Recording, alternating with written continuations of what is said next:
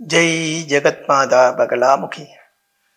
ओम ह्रीं बगलामुखी वरदे सर्व सौभाग्य प्रदायिनी समस्त भक्तानां सर्वाभीष्टं साधय साधय ह्रीं ओम स्वाहा।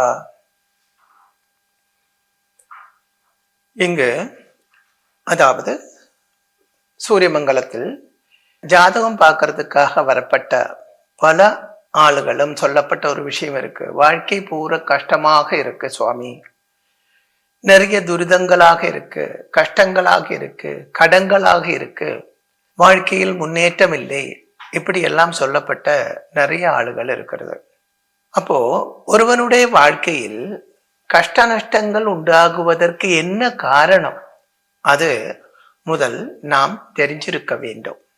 பல நேரங்களிலேயும் பல பேரும் என்ன சொல்லுவார் என்றால், நான் நிறைய பூஜைகள் பண்றேன், விரதம் இருக்கிறேன், கோயில் கோயிலா சுத்துறேன், ஆனா என்னுடைய வாழ்க்கையில் எந்த மாற்றங்களும் இல்லை, பகவான் கண்ணு திறக்கிறது இல்லை, அப்படியெல்லாம் சொல்லுவாங்க. முதல் நீங்க தெரிஞ்சிருக்க வேண்டிய விஷயம் என்ன என்றால், நாம் இங்கு இப்போ அதாவது நமது வாழ்க்கையிலே, உங்கள் வாழ்க்கையிலே நீங்க இப்போ அனுபவிக்கக்கூடிய சுகம் துக்கம் கஷ்ட நஷ்டங்கள் வெற்றி தோல்வி இவைக்கெல்லாம் காரணம் உன்னுடைய முன்ஜென்ம கர்ம பலன்தான். உன்னுடைய முன்ஜென்ம கர்ம பலன்தான் நீ இப்போ அனுபவிச்சு கொண்டு இருக்கிறது. அதுக்கு சின்ன ஒரு உதாரணம் சொன்னால், இப்போ நம்ம ஒரு ஆபீஸ்ல ஒர்க் பண்றேன் அப்படியே வச்சுக்கோங்க. ஒரு ஆபீஸ்ல ஒர்க் பண்றோம். அப்போ 30 நாள் நம்ம ஒர்க் பண்ணியதுக்கு அப்புறம், 30 நாள் வேலை செய்ததுக்கு அப்புறம் தான் நமக்கு சம்பளம் கிடைக்கிறது இல்லையா? அந்த சம்பளத்தை எடுத்துக்கொண்டு போய் நம்ம சந்தோஷமாக செலவு பண்ணி வாழ்ந்து வருகிறது. சில பேருக்கு இந்த சம்பளம் பட்டாது, வாழ்க்கையிலே தன்னுடைய செலவுக்கு பட்டாது, தூர்த தாரித்திரங்களாகத்தான் இருக்கும். சிலவருக்கு லாபிஷாக செலவு பண்ணினாலும் பேலன்ஸ் கொஞ்சம் பணம் இருக்கும். அது அவரோட கர்மத்தை தகுந்தபடி, அதாவது அவரோட தொழில் வேலையை தகுந்தபடி அவருக்கு கிட்டப்பட்ட அந்த ஊழியம் சம்பளம் எவ்வளவு இருக்கோ அதுக்கு தகுந்தபடி தான் அந்த சூழ்நிலை உருவாகிறது. அதே போல முன்ஜென்மத்தில் செய்த கர்ம பலங்கள் அது நமக்கு சுகமும் துக்கமும் தரப்பட்டதாகும். கர்மபலம் 3 விதத்திலே தான் நம்ம அனுபவிக்க வேண்டும். ஒன்று, நாம் இந்த ஜென்மத்தில் வாழ்ந்து கொண்டிருக்கும் பொழுதே அந்த கர்மபலம் 3ஆக டிவைடு பண்ணி ஒரு பாகம் நம்ம இங்கு வாழ்ந்து கொண்டிருக்கும் பொழுதே அனுபவிக்க வேண்டும். இன்னும் ஒரு பாகம், அதாவது 3லே 2வது பாகம் நமது வாழ்க்கைக்கு அப்புறம், அதாவது மரணத்துக்கு அப்புறம் புண்ணியம் செய்தவனாயிருந்தால் அந்த ஆத்மாவை சொர்க்கத்துக்கு போய் எல்லா சுகபோகங்களுடன் அங்க வாழ வேண்டும். பாபம் செய்தவனாயிருந்தால் அந்த ஆத்மாவை நரகத்துக்கு போய் சகல துக்கங்களும் அனுபவிச்சு அங்க வாழ வேண்டும். ஆனால் நரகத்துக்கு போகப்பட்ட ஆத்மாவோ சொர்க்கத்துக்கு போகப்பட்ட ஆத்மாவோ பர்மனண்டா அங்கே இருக்கிறது இல்லை. இது ஹிந்துக்களுடைய வேத சாஸ்திரப்படி அப்படித்தான் இருக்கிறது. கொஞ்சம் ஆராய்ச்சி பண்ணி பார்த்தால் இதுதான் உண்மை என்று நமக்கு தெரியும். மற்ற மதங்களில் அப்படி சொல்றதில்லை. மற்ற மதங்கள், கிறிஸ்து மதம், இஸ்லாம் மதம், இவங்க எல்லாம் என்ன சொல்லுவாங்கன்னா, மரணத்துக்கு அப்புறம் ஆத்மாவை பாவம் செய்தவனாயிருந்தால் நரகத்துக்கு போய் பர்மனண்டா நரகத்திலே, புண்ணியம் செய்தவனாயிருந்தால் பர்மனண்டா சொர்க்கத்திலே, அப்படித்தான் சொல்றது. ஆனால் அது உள்ளே இறங்கி ஆராய்ச்சி பண்ணி பார்த்தால் அந்த நம்பிக்கை சரியல்லே என்று தெரியும். அதை பற்றி இப்போ நான் சொல்ல போறதில்லை, என்ன டைம் இல்லை. அது மட்டுமல்ல, சப்ஜெக்ட் அது அல்ல. இங்கே இப்போ என்ன சொன்னேன் என்றால், நமது கர்ம பலன் ஒரு பாகம் இங்கே அனுபவிக்கிறது, 2வது பாகம் மரணத்துக்கு அப்புறம் அனுபவிக்கிறது, 3வது பாகம் புனர்ஜனிக்கும் பொழுது, அதாவது பாபம் செய்து நரகத்தில் போனவனும் ஒரு பர்டிகுலர் காலம் வரைக்கும் அவனோட அந்த பாபத்தோட காഠின்யம், பாபத்தோட அந்த காலம் முடிகிற வரைக்கும் தான் நரகத்திலே இருக்க வேண்டும். மறுபடியும் அவன் கர்மம் செய்யறதுக்காக அவனோட 3வது கர்மபலம் மறுபடியும் இருக்கு இல்லையா? 3லே ஒரு பாகம் மறுபடியும் பூமியில் பிறந்து அதை அனுபவிச்சு தான் ஆக வேண்டும், புதிய கர்மம் செய்யவும் வேண்டும். அதே போல சொர்க்கத்திலே இருந்து வரப்பட்ட ஆத்மாவா இருந்தாலும் மறுபடியும் இங்கே அந்த 3ல் லாஸ்ட் பாகம் அனுபவிக்கிறதுக்காக இங்க வருகிறது. இங்கே அதை அனுபவிக்கிறது, அதே நேரத்தில் புதிய கர்மம் செய்து மறுபடியும் கர்ம பலனை உருவாக்குறது. அப்போ இந்த கர்ம பலன் நமக்கு நல்லதா தர்றது கெட்டதா தர்றது, நம்ம ஃபேஸ் பண்ணக்கூடிய அந்த கர்ம பலன் நமக்கு சுகம் தருமா, துக்கம் தருமா, வெற்றி தருமா, தோல்வி தருமா, அது எப்போ வரும்? இது முக்கியம், அது தெரிஞ்சிருக்க வேண்டும். அது எப்போ வரும்? அதுக்குள்ள ஒரே ஒரு வழி மட்டும்தான் இருக்கிறது, உங்களுடைய தலையில் எழுத்தை பார்க்கறது தான். தலையில் எழுத்து என்று சொல்லப்பட்டது ஜாதகம். தலையில் எழுத்தோட போட்டோ காப்பி தான் ஜாதகம். அப்போ நம்மளோட முன்ஜென்ம கர்ம பலன், அதில் ஆரம்பத்தில் அந்த பாப பலங்கள் அனுபவிக்கணுமா இல்லை கடைசியில் அனுபவிக்க வேண்டியதாக இருக்கிறதா என்று நமக்கு ஜாதகம் பார்த்தால் தெரியும். சிலவர் சொல்லுவாங்க, வாழ்க்கையில் ஆரம்பம் எல்லாம் பயங்கர கஷ்டமாக இருந்தது சுவாமி, இப்பதான் கொஞ்சம் கொஞ்சமா வாழ்க்கை முன்னுக்கு வந்திருக்கிறது. அதுக்கு என்ன காரணம்? அப்ப அவர் ஜாதகம் பார்த்தா தெரியும், ஜாதகத்தில் அந்த காலம் வரைக்கும், அதாவது ஒரு 30-40 வயசு வரைக்கும் பாப கிரகங்களுடைய தசாகாலமாக இருந்திருக்கிறது. அதனால கஷ்ட நஷ்டங்களாக இருந்திருக்கிறது. 2வது வரப்பட்டது சுப கிரகங்களோட தசாகாலம். அப்போ வாழ்க்கையில் வெற்றி உண்டாகும், தனபாகிய யோகம் உண்டாகும், ஆயுராரோக்கிய சௌக்கியம் உண்டாகும், நல்ல குடும்ப வாழ்க்கை உண்டாகும், எல்லா விதத்தில் உள்ள ஆனந்தமும் சந்தோஷமும் எல்லாம் உருவாகத்தான் செய்யும். இது விதி என்று சொல்லப்படுகிறது. அப்போ சில பேர் கேட்பாங்க, உங்கள் மனசுலயே ஒரு எண்ணம் இருக்கும், அப்போ தலையிலெழுத்து என்று சொல்லப்பட்டது விதி தானே, ஜாதகம் என்று சொல்லப்பட்டது விதி தானே, அதை அனுபவிச்சு தானே ஆக வேண்டும், அது எப்படி மாற்ற முடியும் என்று நீங்க யோசிக்கலாம், திங்க் பண்ணலாம். நியாயமான ஒரு கேள்விதான் அது, நியாயமான ஒரு திங்கிங் தான் அது. நான் உங்களிடம் கேட்கிறேன், உங்களுக்கு ஒரு வியாதி வந்திருக்கிறது, அந்த வியாதி வரும் பொழுது இது என்னுடைய விதிதான் என்று சொல்லி வீட்டுக்குள்ளே இருக்கிறது நல்லதா, இல்ல ஒரு ஹாஸ்பிட்டல்ல போய் ட்ரீட்மெண்ட் பண்றது நல்லதா? வீட்டுக்குள்ளே இருந்தால் என்ன ஆகும்? சீக்கு ஜாஸ்தியாகி நிறைய கஷ்ட நஷ்டங்களும் வேதனையும் அனுபவிக்க வேண்டியதாக கடைசியில ஒருவேளை உயிரே நஷ்டமாகலாம். இதே ஒரு நல்ல ஹாஸ்பிட்டலுக்கு போயாச்சுன்னா என்ன ஆகும்? அதுக்கு தகுந்த ட்ரீட்மெண்ட் கொடுப்பாங்க, அதுல இருந்து நம்மளை காப்பாத்துவாங்க, நமக்கு ஆயுசும் ஆரோக்கியம் அதுல இருந்து கிடைக்கும். அப்போ ரோகத்துக்கு ஹாஸ்பிட்டலில் போய் ட்ரீட்மெண்ட் பண்றது மாதிரி தோஷங்கள் அப்படி இருந்தால், ஜாதகத்தில் தோஷங்கள் அப்படி இருந்தால், அது என்ன தோஷம், எதனால அப்படி வந்தது, அதுக்கு என்ன பரிகாரம் என்று சாஸ்திரியமாக தெரிஞ்சு அதற்குள்ள பரிகாரம் பண்றது ஆயிருந்தால் கண்டிப்பா அதுல இருந்து நமக்கு விமோசனம் கிடைக்கத்தான் செய்யும். அதுக்கு சந்தேகமே இல்லை. ஆயிரக்கணக்கு ஜனங்கள் சூரியமங்கலம் அத்வைத வேத வித்யா பீடம் இது ஆரம்பிச்சு 40 வருஷம் ஆச்சு. முன்னாடி ஒரு 25 வருஷம் முன்னாடி சூரியமங்கலம் தாந்திரிக வித்யாபீடம் என்ற பெயர்ல தான் இது இருந்தது. என்னுடைய குரு ஆரம்பிச்சது. அப்புறம் காஞ்சி பெரியவா சொல்லித்தான் அத்வைத வேத வித்யாபீடம் என்று பேரு மாற்றினேன். ஏனென்றால் தாந்திரியம் என்றால் சிலவங்க ஒரு மூட நம்பிக்கையினால இது செய்வனே பண்ணப்பட்ட இடம், துர்மந்திரவாதம் அப்படின்னு நினைக்கிறாங்க. இது பாருங்கோ, தாந்திரிகம் என்றால் துர்மந்திரவாதம் செய்வனே அப்படி கிடையாது, அது மூட நம்பிக்கை தான். கேரளத்துல எத்தனையோ பெரிய பெரிய கஷேத்திரங்கள் இருக்கிறது, உங்களுக்கு தெரியும். குருவாயூர், சோட்டானிக்கரை, சபரிமலை, ஸ்ரீபத்மநாப சுவாமி கஷேத்திரம், இப்படி மகா கஷேத்திரங்கள் எத்தனையோ இருக்கு. அங்கே எல்லாம் நித்திய பூஜை நடத்தப்பட்டது தாந்திரிக விதிப்படிதான். சபரிமலை தந்திரி அப்படின்னா உங்களுக்கு எல்லாம் தெரியும் இல்லையா? தந்திரி அப்படின்னு கேள்விப்பட்டிருப்பீங்க.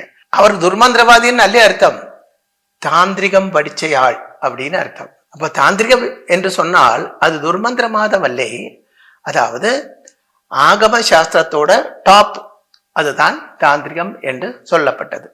அதுதான் காஞ்சி பெரியவா சொல்லி சூரியமங்கலத்துக்கு அத்வைத வேத வித்யாபீடம் அப்படின்னு பேரு மாற்றுறதுக்கு காரணம். இங்கே ஒரு ஜாதகம் எடுத்துட்டு வந்தால் அந்த ஜாதகத்தில் உள்ள குணதோஷங்கள் எல்லாம் சொல்லி தேவை இருந்தால் அதற்கு என்னென்ன பரிகாரங்கள், சாஸ்திர விதிப்படி என்ன பரிகாரம் செய்ய வேண்டும், என்ன செய்தால் உனக்கு அதிலே இருந்து பரிபூர்ணமாக விமோசனம் உண்டாகும் என்று சொல்லக்கூடிய இடம்தான் இது. அப்போ நமது சொல்லி வந்த விஷயத்துக்கு மறுபடியும் வருகிறேன். அப்போ நமது கர்ம பலம் என்று சொல்லப்பட்டது பாபத்தின் பலமா புண்ணியத்தின் பலமா நம்ம வாழ்க்கையில் அனுபவிக்க வேண்டியதாக இருக்கிறது. நாளைக்கு ஜோதிஷம் என்று சொல்லப்பட்டது நாளைக்கு உன்னுடைய வாழ்க்கையில் என்ன நடக்கப் போகிறது என்று முன்கூட்டியே எடுத்து சொல்லப்பட்ட சாஸ்திரம் தான் ஜோதிஷம். அதுதான் பிரவச்சன சக்தி உள்ளது. நாளைக்கு என்ன நடக்கப் போகுது அது சொல்லக்கூடிய ஒரே ஒரு சாஸ்திரம் தான், அதுதான் ஜோதிஷம் என்று சொல்லப்பட்டது.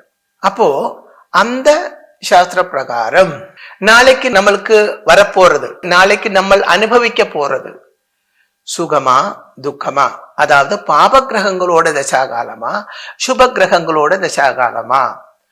பாப கிரகங்களோட தசாகாலம் ஆயிருந்தால் கண்டிப்பா அது நமக்கு தோஷங்கள் உண்டாகும், ஆபத்துகள் உண்டாகும். அது ரோகமாக இருக்கலாம், கடனாக இருக்கலாம், ஆக்சிடென்டாக இருக்கலாம், பெரிய பெரிய சர்ஜரியாக இருக்கலாம், அபமிருத்தியாக இருக்கலாம், குடும்பத்தில் கலகமாக இருக்கலாம், வேறுபாடாக இருக்கலாம், பிரிவாக இருக்கலாம். இப்படி நமக்கு மனசுக்கு துன்பம் தரப்பட்டது, சிலப்போ மனசுக்கு மட்டுமல்ல உடம்புக்கும் துன்பம் தரப்பட்டதாக இருக்கும். இதே சுபகிரகம் ஆயிருந்தால் வாழ்க்கையில் நமக்கு ஆனந்தம் சந்தோஷம் எல்லாம் தரப்பட்டதாக இருக்கும். இங்கே அந்த ஆனந்தம் தரப்பட்டதாயிருந்தால் அது மேக்சிமம் கிடைக்கிறதுக்கு என்ன செய்ய வேண்டும் அது பார்க்க வேண்டும். இப்போ வயலில் நம்ம கிருஷி பண்றோம் இல்லையா, பயிர் பண்றோம், நெல்லு பயிர் பண்றோம். சும்மா அங்க போட்டுட்டு நம்ம வர்றதல்ல, அந்த விதை போட்டதுக்கு அப்புறம் போய் அதை நல்லா பராமரிக்கிறது உண்டு, ஜலம் விட்டு உரம் விட்டு. எதுக்கு? அதுல இருந்து மேக்சிமம் நமக்கு விளைவு கிடைக்கணும். அதே மாதிரி சுப கிரகங்களோட தசாகாலம் ஆகியிருந்தால் நல்லது நடக்கும், அது போராது, மேக்சிமம் அந்த நல்லதே நமக்கு கிடைக்க வேண்டும். அதுக்கு வழிகள் நிறைய இருக்கிறது வேத சாஸ்திரங்களிலே. அதே மாதிரி பாபகிரகங்களோட தசாகாலம் ஆயிருந்தால் அந்த தோஷம் வராமல் தடுக்கிறதுக்கு, வராமல் தடுக்கிறது என்று சொன்னால் எப்படின்னா அந்த தோஷத்தை வராமல் தடுக்க முடியாது, அதுதான் உண்மை. அதாவது இப்ப மழைக்காலம் என்று வைத்துக்கோங்க, நீங்க வீட்டில இருக்கோம், உங்களுக்கு வெளியில போய் ஆகணும், மழைக்காலம் ஆகி இருக்கிறது, அந்த மழையே மாற்ற முடியாது. ஆனா ஒரு கொடை பிடிச்சிட்டு போனால் நனையாம போகலாம் இல்லையா? அதே போல ஆபத்துகளில இருந்து நமக்கு ரட்சப்படுறதுக்கு நிறைய மார்க்கங்கள் தாந்திரிக விதியிலே இருக்கு, அதர்வ வேதத்திலே இருக்கிறது. அந்த அதர்வ வேதம் என்று சொல்லப்பட்டது பல பேரும் இப்ப பயப்படுறாங்க. ஐயோ அதர்வ வேதமா அப்பா அப்படின்னு காது அடைக்கிறாங்க. அது சரியில்லை, அது தப்பு. ஒரு வியாதிக்கு ஹோமியோபதி, அலோபதி, ஆயுர்வேதம், சித்தா இப்படி எல்லாம் பல மருந்துகள் இருக்கிறது இல்லையா? அந்த பலவித மருந்துகளில் ரொம்ப பலவத்தாகப்பட்டது, சீக்கிரமா நமக்கு பலம் தரப்பட்டது அலோபதி தான்.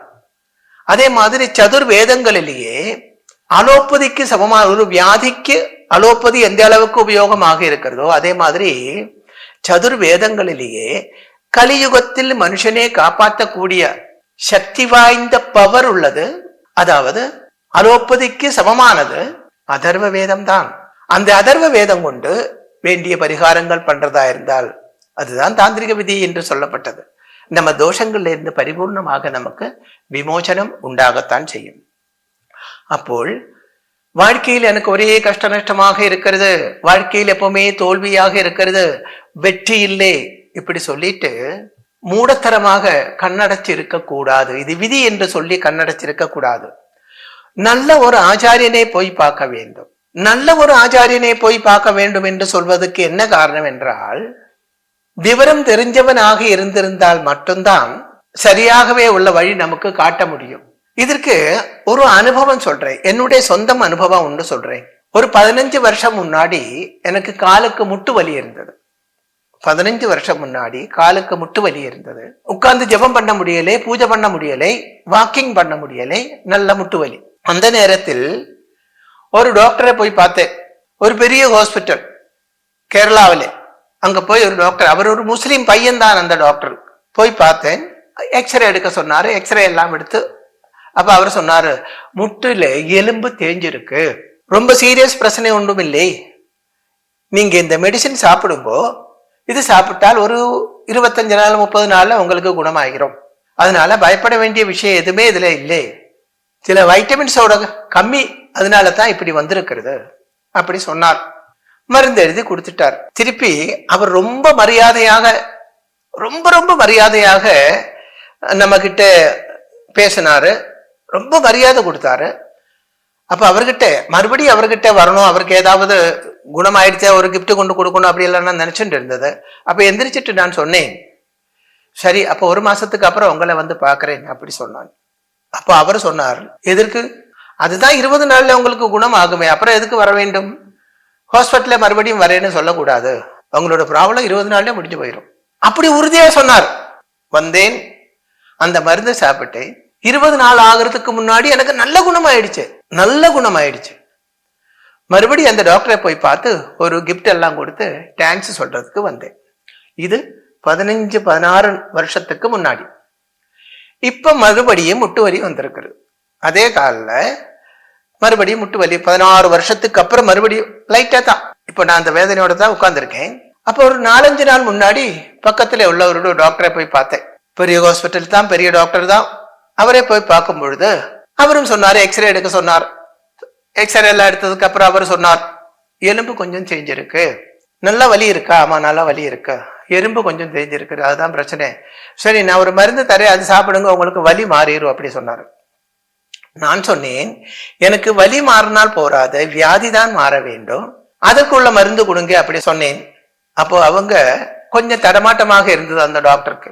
சரி இது அப்ப நான் கேட்டேன், இது பெயின் கில்லர் தானே நீங்க கொடுக்க போறீங்க? இல்ல பெயின் கில்லர் இல்ல, அதே மாதிரி ஒண்ணு அப்படி சொன்னாரு. அப்ப பாருங்க, அங்கே அவருக்கு ஒரு தடமாட்டம் உண்டாகிறது.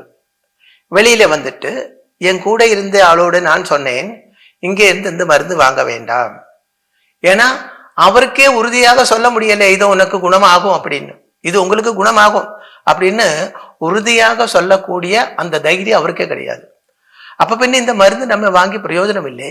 15 வருஷம் முன்னாடி பார்த்தா அந்த டாக்டர் இருக்கு இல்லையா, நமக்கு அவரே மறுபடியும் போய் பார்ப்போம் அப்படி சொன்னேன். அப்ப பாருங்க, அப்போ 2 பேரும் டாக்டர் தான், 2 பேரும் ஆர்த்தோ தான், 2 பேரும் கிட்டத்தட்ட பிராயத்துல വലിய வித்தியாசம் கிடையாது. ஆனால் ஒவ்வொரு பேருக்கும் ஒவ்வொரு குவாலிட்டி அப்படின்னு இருக்கு. அது ஈஸ்வரனா கொடுக்கப்பட்டது தான், பை பர்த் அவனுக்கு கிடைக்கப்பட்டது தான் அது. அப்படி உள்ள இடங்களிலே நம்ம போனால்தான் சரியாக உள்ள வே நமக்கு கிடைக்கும், வழி நமக்கு கிடைக்கும். இதுக்கு நிறைய உதாரணங்கள் சொல்றதுக்கு இருக்கு. எத்தனையோ பேர் வந்து மாங்கல்யம் பொருத்தம் இல்லாமல் கல்யாணம் பார்த்துட்டு ஐயோ கஷ்டப்படுறாங்க. ஜாதகம் பார்த்தால் உடனே இது பொருத்தம் இல்லையே, இது நல்லா இருக்கீங்களா, பிரிஞ்சு போகலையா? இது ஆமா சுவாமி பிரிஞ்சு போயிடுச்சு, இப்போ கோர்ட்டில இருக்கோம், டிவோர்ஸ் கேஸ் நடக்கிறது. ஏன் இது சேர்த்து வச்சீங்க? இது பொருத்தமே இல்லாத ஜாதகம் தானே. பொருத்தம் இருக்குன்னு பல பேர் சொன்னாங்க சாமி, 1க்கு 4 பேரு காட்டணும், எல்லாரும் பொருத்தம் இருக்குன்னு சொன்னாங்க. 8 பொருத்தம் இருக்கு, 6 பொருத்தம் இருக்கு, 10 பொருத்தம் இருக்குன்னு சொன்னாங்க. அதை நம்பித்தான் நடத்தி வச்சோம். இப்ப கல்யாணம் ஆகி 2 வருஷம் தான் ஆச்சு, இல்ல 1 வருஷம் தான் ஆச்சு, ப்ராப்ளம் ஆச்சு, இப்போ டிவோர்ஸ் கேஸ் நடக்கிறது. அப்ப பாருங்க, அதுக்கு என்ன காரணம்? ஒரு ஆச்சாரியன் அவரை வழி தெற்றிச்சு விட்டது. அதனாலதான் இது சரியல்ல, இது பண்ணக்கூடாது என்று உறுதியாக அவர் சொல்லி இருந்திருந்தால் இந்த வாழ்க்கை சீரழிஞ்சு போயிருக்காது. அதே மாதிரி எப்பவும் நல்ல ஒரு விஷயம் தெரிய வேண்டுமானால் ஜாதகம் என்று சொல்லப்பட்டது உங்களோட தலையெழுத்து தான், அது உங்களோட லைஃப் தான், உங்களோட வாழ்க்கை தான். இது மூடத்தரமாக ஒருவன் கிட்ட ஒப்படைச்சிட்டு அவன் காட்டக்கூடிய வழியிலே போயிட்டு வாழ்க்கையை தொலைக்க கூடாது. எப்பவும் நமது வாழ்க்கையில் சுகம், சந்தோஷம், சந்திருப்தி, ஐஸ்வர்யம் இதெல்லாம் உண்டாக வேண்டும். பூமியில் பிறந்த ஒவ்வொரு பேருக்கும் இங்கே சந்தோஷமாய் வாழக்கூடிய அவகாசம் உண்டு. ஆனா நமக்கு அது ஏன் கிடைக்கலையே? அது நம்ம கர்மபலன் தான். அந்த கர்மபலங்களை மாற்ற முடியுமா என்று நல்ல ஒரு ஆச்சாரியனை பார்த்து கேட்டால் அந்த ஆச்சாரியன் அதுக்குள்ள விடை சொல்லுவாங்க. இப்போ நீங்க கேட்கும், அப்ப சகல தோஷத்துக்கும் பரிகாரம் உண்டா அப்படின்னு. அது கிடையாது. எல்லா தோஷத்துக்கும் பரிகாரம் இருக்கு அப்படி சொன்னால் அது உங்களை நான் ஏமாத்துறது தான். அப்படி கிடையாது. அதுக்கு ஒரு எக்ஸாம்பிள் சொல்றேன். எவ்வளவு பெரிய மல்டி ஸ்பெஷாலிட்டி ஹாஸ்பிட்டல் ஆயிருந்தாலும் அந்த ஹாஸ்பிட்டல் கட்டும் பொழுது அங்கே ஒரு மோர்ச்சரி கூட பண்றாங்க. எதுக்கு? அங்க வரப்பட்ட எல்லாரும் பிழைக்கிறது இல்லையே, சிலவங்க இறந்து போவாங்க, அந்த பாடி வைக்கிறதுக்கு தான் அந்த மோர்ச்சரி. அப்ப அது போல சில பேரோட வாழ்க்கையில் உள்ள கஷ்ட நஷ்டங்களை மாற்றவே முடியாது. அவன் வாழ்க்கை அப்படித்தான். அப்படிப்பட்டவரும் 100 ஜாதகம் பார்க்கும்போது அதுல ஒரு ஜாதகம் அப்படி இருக்கும். அவர்கிட்ட என்ன சொல்லுவேன் என்றால், இந்த ஜென்மம் நீ இப்படித்தான் வாழ்ந்து முடிக்க வேண்டும், இதற்காக நீ ஒவ்வொரு ஜோதிஷிகளை பார்த்து தட்சணை கொடுத்து அப்புறம் அவர் சொல்லப்பட்ட பரிகாரங்கள் எல்லாம் பண்ணி காசு செலவு பண்ணி உன்னுடைய டைம் செலவு பண்ணி வாழ்க்கையை தொலைக்க வேண்டாம். இது இப்படித்தான் இருக்கும், எந்த விதமான மாற்றங்களும் வராது. அதனால முடிஞ்ச அளவுக்கு க்ஷேத்திரங்கள்ல போங்கோ, தெய்வ ஆராதனை செய்யுங்க. அப்போ அடுத்த ஜென்மம் நல்லதாக கிடைக்குமே தவிர இந்த ஜென்மம் இப்படித்தான் வாழ்ந்து முடிக்க வேண்டும் அப்படி சொல்லுவேன். அது ஏனென்றால் சிலவரோட தலையில் எடுத்து அப்படித்தான் இருக்கும், அதை நம்மளால் மாற்ற முடியாது. ஜெகத் மாதா மகா தேவியின் அனுகிரகத்தால் உங்களுக்கு வாழ்க்கையில் சகல விதമായ ஐஸ்வர்யங்களும் உண்டாகட்டும். ஒரு நல்ல ஆச்சாரியனை பார்த்து உங்களோட வாழ்க்கையில் வழிகாட்டியாக தெரிஞ்செடுத்து கொண்டு அவர் சொல்றபடி வாழ்க்கையை மாற்றுங்கள், வாழ்க்கையை அமைத்து கொள்ளுங்கள். அப்போல் வாழ்க்கை என்னைக்கும் இன்பமுள்ளதாக இருக்கும். ஜெய் ஜெகத் மாதா பகலாமுகி சமஸ்த பக்தானாம் சர்வாபீஷ்டம் சாதய சாதய ஹ்ரீம் ஓம் ஸ்வாஹா.